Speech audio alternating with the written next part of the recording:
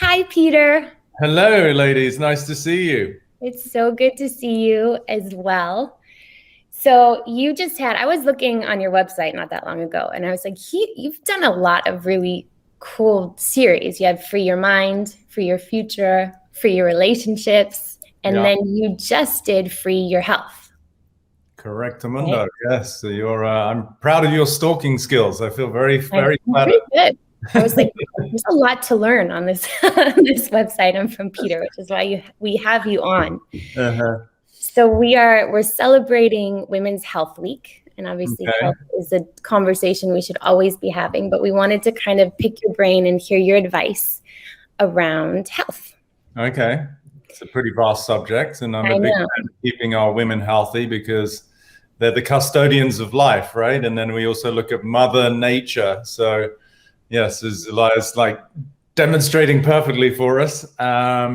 You know, anyone who's here has come to the planet by virtue of some beautiful woman somewhere. And so if the women aren't healthy, then I would assert the planet's not healthy. And that's what we're seeing today, with what's going on at large, unfortunately. But anyway, didn't mean to jump in. Carry on. No, that's great.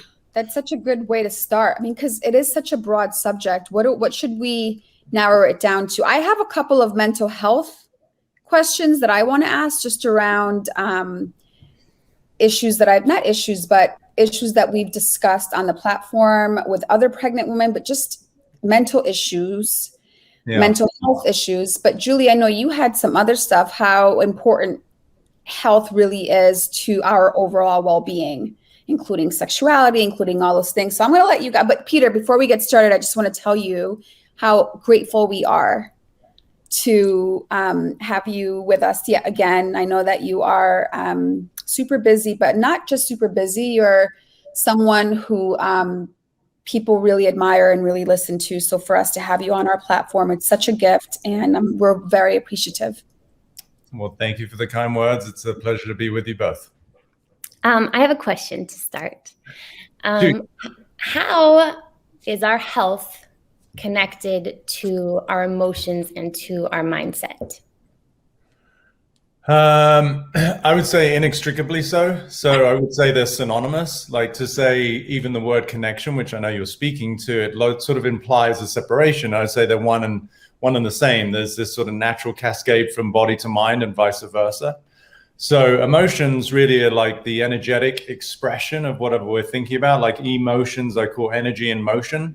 So it just gets thrown against the backdrop of our body. Like if we were just literally a walking mind or consciousness itself, we wouldn't have the experiential part. So the body is really the tapestry against which we get to experience what we're thinking and feeling. So just like an artist could have the greatest paintbrushes and paints in the world, but without the canvas, they don't get to express or see their possibilities manifest, right? So I would say that the mind and our emotional state, we're really getting to experience it by virtue of the fact that we do have physical form, which is a denser version of ourselves. So if you think from subtle to gross, sort of spiritual is like really ethereal. Like, you put a knife in someone, a violent thought, but you're not going to hit their spirit. You don't touch their soul, right? It's just the equipment. So then we go through our mental level and then our emotional level and then our physical level, but they're really one organism just with different levels of density. So if you want to have physical health, then you have to have emotional health and psychological health as far as I'm concerned, because otherwise then you're not healthy. It's like you could say you're walking around and your house is clean, but your kitchen is infested with rats. So is your house clean really? Or is it just like those rooms are clean, So it's a comprehensive, holistic approach is the way I look at it, is to have true health, true vitality means to embody wellness on every level. You're like a poet also. Yeah, you are an incredible. And I don't know it. Well, right now, and always in general, but there's so many people struggling with mental health, physical health, all of it, emotional or lack of health, for better terms. Where do you start? If that's you, for people who are watching, where do you even begin to unravel so you can get to a healthy place?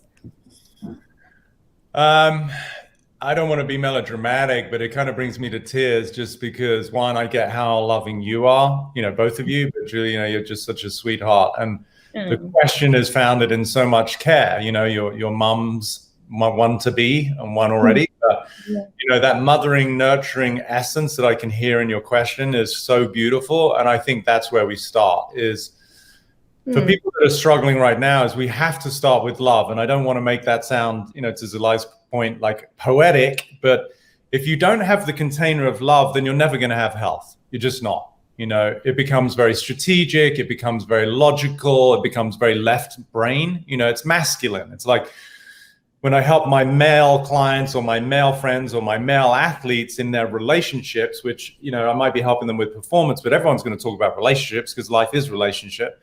I'm always asking my men to understand the power of listening, like to hold a space, a container of love for the woman and whatever she's going through. She doesn't want the gate fixed. What she's saying is she's frustrated, she's tired, and she wants to be seen and held and loved. Right? That's where we always have to start. We have to start with the divine feminine. And the divine feminine is nothing but a container of unconditional love. So whatever anyone's going through right now, and this is where, it's been very trying for me over the last sort of 16 months with a number of people that are reaching out who are under a lot of duress mentally. It's just very difficult given the political state of particularly the United States, but the world in terms of like what I consider to be complete tyranny in the way that they've dealt with this, whatever degree you stand on, whether it's a complete scam or whether it's real or, wherever you are, it's up to you. But the thing is, the fact that like a city like San Francisco has got more deaths from overdose and suicide than it does of like a virus killing people speaks to your question, right? Which is people are under an immense amount of stress. They've lost their livelihoods. They've lost a sense of hope. They've lost their freedom to go and see family. So we have to start with love. We have to start with a profound sense of acceptance that in ways that we don't understand, this, I hope, is the evolution of our species. And even though it seems completely nonsensical to anyone with an ounce of intelligence, that this is not the way that you deal with things. And we've got states or other countries that have displayed the lockdowns aren't the answer, that all of the mandates that we've been using aren't the answer. So it's just devastating, really, to see the impact that this has had on people's lives. And it's still the way that it's happened. So that doesn't necessarily, negate or help people. We just have to meet them where they are, which, as I said, is to start with love. So for those people who may not have resources in terms of like really caring family or friends, it starts with love of self, which is always a very difficult obstacle for people to be able to like really embody.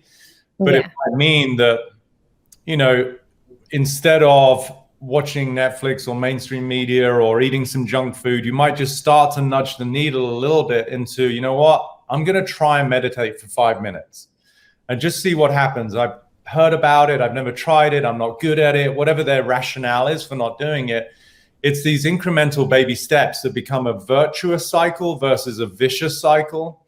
And we're in a vicious cycle as a species. And I'm hoping that a lot of people are waking up and realizing that we're not a healthy society.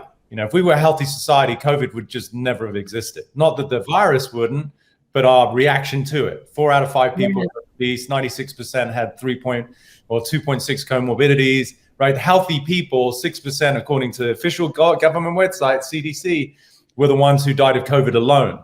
That would put us at like 30,000 deaths. I mean, not to poo-poo those deaths, but that's a drop in the ocean relative to whatever we're dealing with.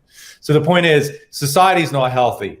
So we need to work in towards, how can we be responsible for our own well-being and not be handed like victims of circumstance where we're asking someone in a lab coat to tell us what pill to take. That's got nothing to do with health. My whole workshop this weekend was giving people the distinction between a disease care system, which is what we have. We do not have a healthcare system. We do not. That's not a judgment. That's objective fact. We have a sick care system and a disease management system, which is amazing at triage, emergency situations, acute intervention. I'm in a car accident. Awesome. I will be the first to send flowers and letters of gratitude to the doctors and nurses for bringing me back to life, saving my life.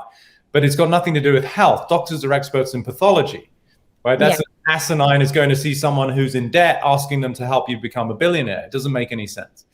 So I'm bouncing around, but hopefully people can start to recontextualize that the stress that are under mentally and emotionally, we have to meet them with love, and we have to reframe what does it mean to even be healthy? Because now the goalposts are so far off. Like talking to a doctor is not about health, it's about managing a symptom. So we don't even want to get to that place. It's too late. In Ayurveda, the doctors we revere in Ayurveda, which for those people who don't know what it is or don't even know what the word is I'm saying, it's the healing arm of yoga, So it's like Chinese medicine. We look at someone based on their elements. The most revered doctor in Ayurveda has no patients, no clients, because he's educated his community on how to stay healthy. Isn't that beautiful? Yes. In the West, it's like, who's the best doctor? Who does everyone go and see? I'm like, well, how good is he if people keep having to see him? You know what I mean? Or so, right. so No, I mean, so start with love, compassion for self, compassion for people who are struggling. Know that it's okay to not be in a good place, and that in being okay with not being in a good place, you're actually developing the capacity to love and hold space for yourself, even in the face of adversity. Can I backtrack just a little bit, because you gave us some really good tangible ways to address some of these issues that are happening to our society as a whole. But we at Modern Muse, I know that you are aware that we are trying to build a platform that addresses and talks to women, diverse women of all cultures.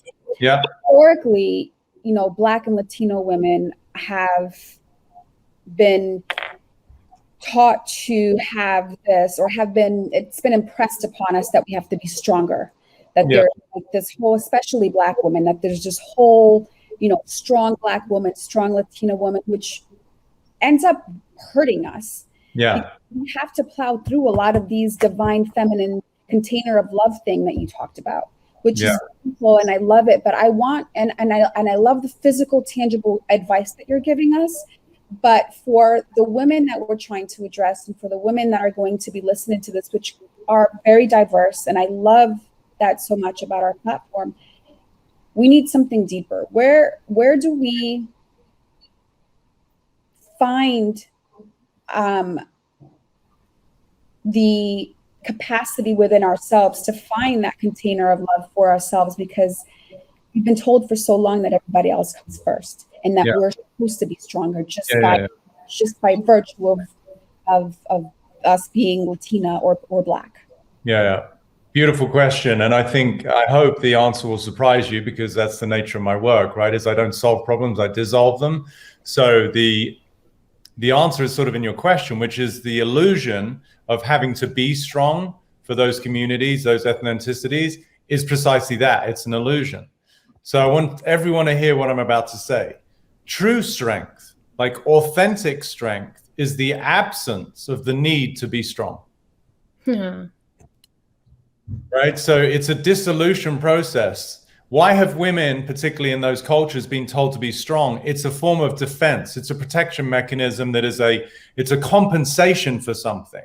But in compensating for anything, you sustain it. This is why the Western, sick care system makes billions of dollars. It doesn't necessarily make people healthy, because it sustains problems. It doesn't actually want people to be healthy. I know that's a very contentious thing to say, but then they don't make money. Like pharma doesn't make a penny off me for the last 20 years because I don't buy one product. Now, I'm blessed. I take care of myself. I might need them.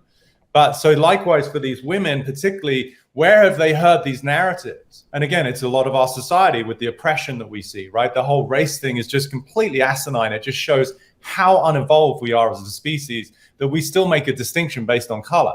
Now, we could argue, Charles Barkley had something very powerful to say at an NBA event once, that he doesn't think it's actually people. He thinks it's the system that propagates the very conversation of racism.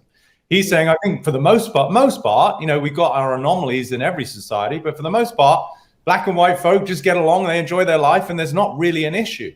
But you get these pockets that then get exacerbated, and they're fueled by media, and it makes things way worse. It's a mountain out of a molehill, right?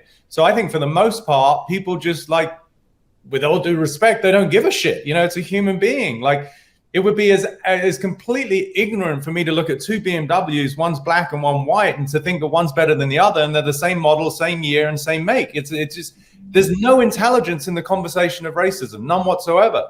So we're dealing not with racism, we're dealing with ignorance, right? That's the conversation. If everybody was blind, and there's actually a book called Blindness, which is a powerful read, if the whole of society was blind, there would be no conversation about race. You would judge somebody on the value of their character. You would say, wow, that person was so nice. I could hear it in the tone of their voice, and they were very gentle with me. But, like I saw some video about like this black teacher in a car being pulled over, and she was calling the cop a murderer like 6 times because he pulled her over because she's on her phone. And she's like, well, I was on my phone because I thought you were going to murder me. I mean, it's It's completely irrational. And I understand that she's being given this fodder that has created her own belief systems. You have to function within your belief systems. It's just most people's belief systems are completely erroneous. Yeah. So I hope you got the real tenet of what I was saying there, is that for your particular group that you're talking about, and I love the diversity, I love all humans. I don't see color, you know, and again, people might say, oh, well, you're white and you're privileged. I just see a human being. I see a spider. I see a bird. I see life, you know, revere life. Like, who cares? So anyway, the point about being strong is that real strength is when you don't have to in any way become inauthentic to your true nature. So if you're pertaining to be strong, if you're pretending to be strong, if you have to have the facade of strength, then you're already compromised.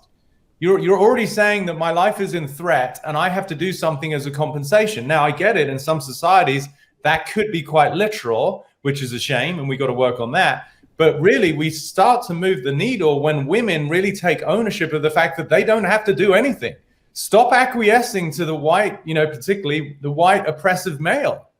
And it's not just white. I mean, like all the stats out there, there's more crimes in black neighborhoods from black on black and all of that, right? It's just the narrative is propagated. But for your women, I hope you got the point, is like a really strong woman in lay terms has got nothing to prove because she's comfortable in her own skin.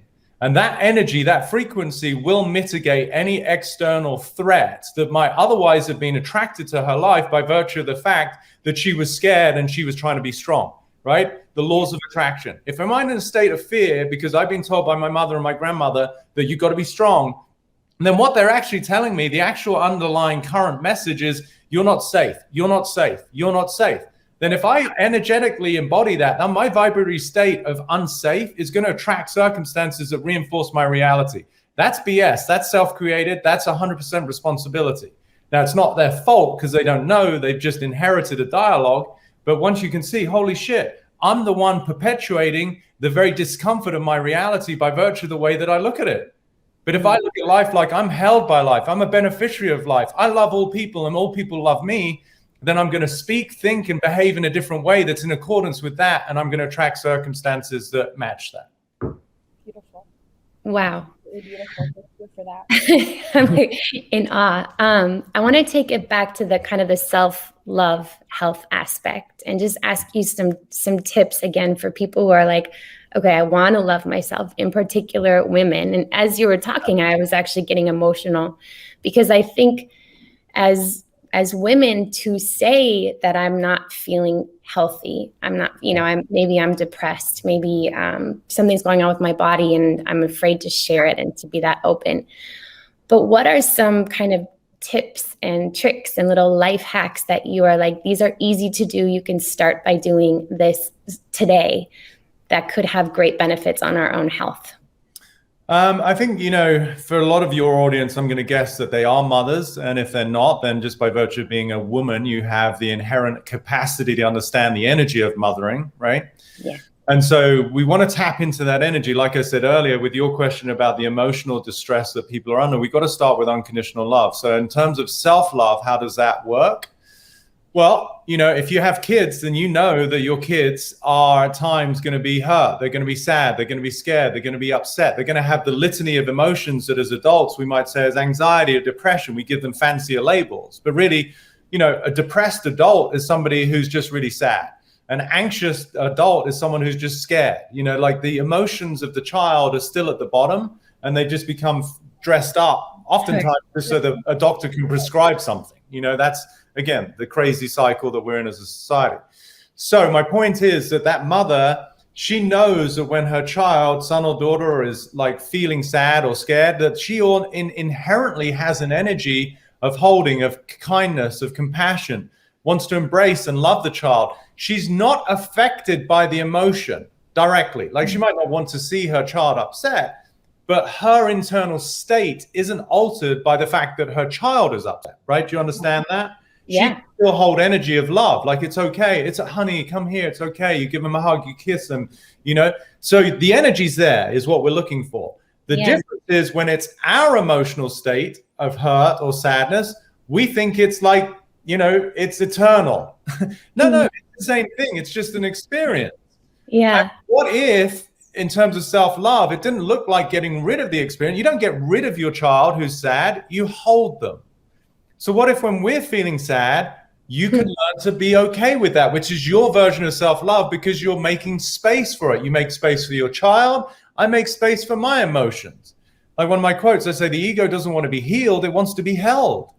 The ego is hurt. So when somebody is not good at self-love, I would assert it's not because they don't have the capacity to do it. They just haven't understood the distinction around it, which is self-love isn't like, oh my God, I'm amazing. And it's like, no, you might feel like completely pissed off. You might be angry, you might be hurt, you might be sad. Self-love looks like making space for all of that. No. Wow. That's a really, I mean, that's so wide open for me. Like I really got that. I really felt that in my soul, because so many times you're right. You know, we make these things so eternal and we forget that the feelings and the emotions are just based off of fear. And if you just make space for that and hold that and say, this too shall pass. Yeah. Just like you would your child, right? Yeah, exactly. Why is it so hard for us to do that for ourselves? Well, because that's the way the system's designed, and that's why relationships are so important. It's very easy to see it in another. It's difficult to see it in yourself, which is why it's such a beautiful arena that we're in planet Earth, to develop the capacity to love. I think that's the whole journey why we're here. It's not to become famous, make money, and get some sense of status in society. No, it's to break free and discover that your essence is true love. That's it. Welcome. Well done. You won the game. I couldn't agree more. Then you get to have fun and make a difference for other people. That's why I feel like I'm the most blessed planet man on the planet. I was going to say, yeah, it's a pretty good feeling, huh, Peter? I mean, beyond good, it's the feeling, it's the only game in town. Like I got multi-billionaire clients who, they're estranged from their children because they're drug addicts. They hate them. They're on their third divorce. Like, okay, great. So what, having $1 billion was it? No, you're miserable. You're drinking, like, I mean, these are exaggerated stereotypes, but I literally have clients like that, and I'm sitting here. I mean, it's not like I do bad for myself. I do okay, and I'm aspirational. I'm a businessman. I love to create and I'm expanding. But here, this is where I'm a billionaire. Amen. How do you self-love yourself? I want to hear your part of the show. You're such an expert, but yeah. No. What is kind of your personal Peter has routine? I mean, gosh, I'm a freak of nature relative to most people in the way that I take care of myself. I just value and revere the life that I am, which is why I'm able to afford that to other people. Because it's like, namaste is the divine in me recognizes the divine in you. Pardon? Did you say you revere yourself? Yeah, because I'm an aspect of life. To me, when you really understand what life is, you can't have anything but reverence. They're inextricably connected. Oh my gosh, it's so beautiful, Peter. Thank you. Like it's not like something you have to work on. It's just it's innate. It's like, wow, life is a gift, not as like some sort of like fortune cookie throwaway piece of paper, like, oh, life is a gift, or something you hear in a poem. No, it is a gift. It is. And invariably, most people don't understand that till it's too late, and they're like holding on to their last few breaths, not like their last few $1 million. Oh my right? gosh. Yeah. And breathing. I was talking a little bit about this in my workshop that I just did on Saturday about the different things that really fuel life. And we can talk about obviously food we need to eat, but you can go like weeks without food and we need to have some sort of hydration, but you can go maybe 10 days without water. But your breath, couple of minutes max, if you've done some training. Right.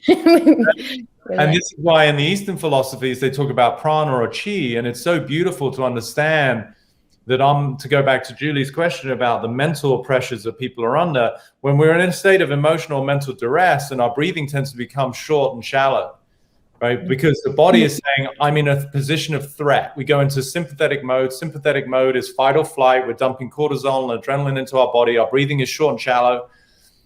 But when we're relaxed, you're with someone you love, and you're in a beautiful, serene, kind of environment where you're watching a sunset or a sunrise, you tend to, without noticing it, be breathing long and deep. Yeah. And, I have this expression of, I use LSD, which is long, slow, and deep breathing. I love it. So the only drug I've ever tried, is my breath, breathing. So that's, anyway, I'm still want to come back to Julie's question, but so it's a really beautiful tenet of Ayurveda, which they say life is not measured in the number of years you have, but in the number of breaths you take. Yeah. So think about it. If you're nervous, anxious, and worried, and you're in a place of fight or flight all the time, your nervous system is causing your breathing to be short and shallow. So you're breathing quickly. So you're literally breathing your life away. Oh. Isn't that beautiful? Yeah. But if you think about, wow, if I'm in a state of peace and love, which is my products of freedom and love and that sense of true inner peace, then my breathing is like, quote unquote, 10, 20 times as long as somebody who's in a state of fight or flight. So that person might live 50 years and I'll live like 120. Right. So anyway, again, listen, my routine is crazy. I'm yoked to the sun. I say, like, what does that mean? I'm a 9-to-5er. That doesn't mean work. It means sleep. So I go to bed early. I get up early. The morning is the most revered time. I tend to do all of my routine things in the morning. So, without giving you all the nuts and bolts of it, I tend to, do my workout in the morning. Then I'll do some kind of usually heat and cold therapy. So infrared sauna, cold plunge. I swim laps. I'm blessed to have a nice pool. I do Abhyanga oil massage, which is part of Ayurveda, which is very nourishing for the skin. It's rejuvenative for the nervous system. You should have a host. Maybe you should host Julie and I at your house for this spa day. Should we have a retreat? I take American Express. That was the first conversation we had when we met. Do you remember? I know. And Julie still hasn't happened. I'm surely going to need it now in a few weeks. When are you due? June 6th. I think she's coming early. Wow. Yeah. Okay, so for all of the to-be mums out there or in the future mums, one of the best things you can ever do, and you may have heard about it. First of all, Abhyanga oil massage is what I was just talking about, is where you get medicated oil and you just luxuriate yourself in it, especially after your pregnancy, after your delivery. And also for the baby, putting coconut oil or sesame oil on the soles of the baby's feet will help them to sleep. But for you, after pregnancy, not immediately, it depends whether you have a natural birth or a C-section. If it's natural, it can be within a few days. You're going to get one of these pregnancy belts. Mm-hmm. One of the best things you can do, and I can explain both the physiological and energetic components, but the physiological part is, of course, your abdomen has been distended. All your organs have been shifted around, which is it's amazing, right? What happens? Yeah, so we generally want to coerce them back into position, because a lot of the postpartum experiences that women experience is because there was a being occupying space and now they're not. And so there's literally space, right? Of course, some of the body's going to collapse back inwards. But wherever there's space, the quality of air, vata, V-A-T-A, is aggravating. And vata creates anxiety and then depression and anxiety at bedfellows. Where have you been my whole life? Continue. We want to be able to close down the space where vata could accumulate and aggravate the nervous system. So the belt just helps to gently, again, you're not putting it on like a weight belt who's about to do belly bandit. It's called belly bandit. That's it. Yeah. So it's just gentle, and it's probably within about 5 days to a week. You don't want to do it immediately, and you'll just feel it. It will give you a little extra support, but it's more for the energy. My entire work really is about energy, like we've been talking about, like the energy of a woman holding a potential hypothetical child who's hurt, but using that energy for herself. Equally here, we got the energy of displacement of form. A baby has form, kapha. Kapha is the earth and water component. That's why your hair is getting thicker, the chest gets bigger, you're producing milk. It's a very rich sort of time in your life for a woman. But then that kapha comes out of your body and you're left with vata, which is aggravating, and you get restless and you can't sleep. So putting the oil is super soothing, hot oil. And I can, send you some links, even if it's just sesame oil, because sesame's it's got a little bit of heating quality to it. But the belt helps, as I said, just to exacerbate and to create the imbalance or rectify the imbalance. So, so there you go. I would love some links to some other oils that you recommend, because I'm all in. Yeah. Right. Very powerful. Yeah, just even without being a mom or expecting for anybody, male and female, to understand the quality, that is a form of, to Julie's question, what does self-love look like? It could be just putting warm oil on your body. I try to do it 3-4 times a week. Ideally, you do it every day. It's just not practical. Like this morning, I didn't have my routine. I had a couple of conference calls. I'm talking to you. We have to deal with life. But even if it's just at the weekend, treat yourself to hot oil. If you can just get, like when I say hot, it's not like boiling. You just, put like, I use just one of these, like they're like a butter dish. You put like a tea can underneath it, and you just put it in there. It gets hot pretty quickly, and you just put a little bit on your fingers, and you just rub it on and try and let it sit for 10-15 minutes at least, so it soaks into the skin. For the women, it's probably one of the greatest beauty secrets. I'm not the youngest guy on the planet, but anybody who quote unquote gets near to me in my life, shall we say, says, wow, you've got beautiful skin, and that is one. That's your secret. Oil, and plus I make my own skincare, so I make my own moisturizer too. So when are you going to market this? Another time. Huh? I said, when are you going to market this? Yeah, well, actually, that was one of my conversations this morning. Oh, that's amazing. Yeah. I want to add to what you say. I do know when it comes to self-love and self-care, ritualize it is the overused word, but when it's ritualized, it does become a part of your practice, right? And if you're putting oil on your body, it's like filling yourself up with love while you do it. Slow down. And I do feel like that works from what I hear, and what works for me is actually having a practice. Then I'll stop, then I'll slow down, then I'll be reminded, all right, it's my time to fill myself with love.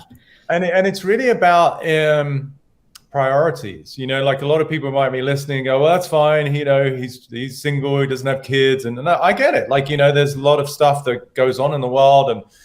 And but even if you can adjust your priorities, like I don't watch TV, I just don't watch TV. So how much TV are people watching, like an hour or two of Netflix in the evening? Like, what if you took even just half of that and applied that somewhere else, even if you can't do it in the morning because you're getting the kids ready for school? Like, take that 45 minutes and go, you know what? I'm going to try what this clown Peter Crone guy was telling me and see how it feels. I promise you it'll feel better than watching an hour of Games of Thrones or whatever people are watching. Yeah, just what you make time for. It's just like whatever you want to make time for, you will. In relationships with yourself. Others, so it's just really that simple. I know. And adding to that quick, my kids are now 11 and 13, but when I started getting up 2 hours before they wake up, it changed my life. Yeah. Like whenever they're getting up, I'll be up 2 hours before, and that's my time, whether I'm writing, whatever, working out, whatever I want to do. But my happiness went up, and my ability to parent more presently dramatically shifted because it wasn't trying to get everything in at the same time. So it's one. As you said that. You what? My baby started moving as you said that. This is giving me to do, Mama. And for practical sakes, for people who hear that go, well, I'd be so tired. I'm assuming, so you can tell the audience, you had to adjust at the other end, right? Which is I have to go to bed earlier. Absolutely. That's yes. It's we're in a physical universe, and you have to play by the rules. When people tell me I don't have time, I'm like, it's just a nonsensical conversation. It just doesn't even make sense. Like, oh, wow, that's crazy. What part of town do you live? That's right. You only get 23 hours a day in that part of town. Like, it's like, like, it's just like, what are you talking about? It's like, we all have exactly the same amount of time. It's like, what are you doing with it? They don't know how to make time. Yeah. How to prioritize certain things. Yeah. Cool. Peter, thank you so much. I'm going to get off this call and do some self-love. Me too. I'm like, where do I start? Where's my oil? Yes, please send us the link to the oil. It's going to be lubricated. And this I can be eternally grateful for, because you've also helped me. And I'm sure, I have 2 pages of notes, and I'm sure our viewers are going to feel just like we do. And I'm just really grateful for you again. Thank you so much thank you so much for using your life and your wisdom the way that you do. You're very giving, you're very open, you're just a beautiful person. And I'm so honored. I feel so honored to know you and to have you now for the second time on the platform to thank you. To inspire. Thank you so much. Last question. Is your Free Your Health workshop coming back? Are you doing that again? It's available. Yeah, we recorded it. So rather than coming back, like any workshop that I've done, the first one I did at the beginning of the year was called Free Your Future, which is all about our dysfunctional relationship to time, why people get anxious and depressed. So helping people understand the dysfunctional relationship to past and future. So they've all been recorded. So they're all on there. So amazing. The relationship one, why relationships don't work for the most part. And then, that's going to be our next call. Yeah. So they're all on there. People can access. Yeah, it was amazing. It was supposed to be 75 to 90 minutes is what we usually slate. And it was about 2 hours and 15 minutes because I just had so much to share. So, and I download quickly. People are like, oh my God, it's crazy. It's recorded. You can pause it. It's recorded. Right? Yeah. I mean, like the stuff, like the people that I know in my circle or clients who, very kindly, by all the workshops, they're like, dude, that was like, I mean, you blew my mind. Like, I'm going to have to watch that 10 times just to digest what you said. So it's a lot of content. Yeah. It's life-changing. So thank you, Peter. Have a beautiful day, Peter. We will be in contact, and I'm going to start working on my oils and even now, because obviously you're at a size where your skin has already adapted and you've got beautiful skin, having met you in person. So you have a lot of moisture in your skin, but the oil will help with stretch marks and rejuvenating your skin as it comes back. So versus think about dryness. Dry creates cracking. Right. So, but yeah, I'm so excited for you in your new chapter. I wish you so well with the smooth delivery, and can't wait to meet the little one when the day's right. Thank you. You absolutely will. And I am priming my mindset in accordance to a lot of the things you just said for my birthing experience. So I'm really excited. Yeah. And the breath right there. Talk about power of breathing during the delivery process. Wow. I'll remember that. Yeah. Because when we're in pain and fear, we tend to hold our breath. We tend to hold on. And it's actually, we want to, relax. They're going to tell you a ton. It's like just allow and know that you're held and you're in the grace of the gods and a beneficiary of life. Wow, that's beautiful. All right. Thank you, guys. Have the best team. I love you guys. Bye.